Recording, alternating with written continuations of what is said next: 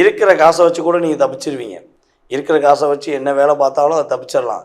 கொஞ்சம் கடன் வாங்கி தான் பண்ணி பார்ப்போமே, இதை செய்கிறத விட இன்னும் கொஞ்சம் கடன் வாங்கி அதை செஞ்சுருவோமே அப்படின்னு மட்டும் நினச்சிட்டிங்கன்னா உங்களுடைய தன்மானத்தை இழக்கிறீங்க, உங்களுடைய தைரியத்தை இழக்கிறீங்க, உங்களுடைய ஒரு கம்பீரமான சூழ்நிலையை நீங்கள் இழக்கக்கூடிய சூழ்நிலை வந்திருக்கும். கடன் வாங்காத நபர்களுக்கு வந்திருக்காது. அப்படி கடன் வாங்கிட்டு கஷ்டப்படுறீங்க அப்படின்னா அதுக்கு ஒரு தீர்வு இருக்குது. இல்லை கடன் வாங்குவதற்காக முயற்சி எடுக்கீங்கன்னா தயவுசெய்து சொல்கிறேன், உங்கள் பேரில் கடன் மட்டும் வாங்கவே வாங்காதீங்க.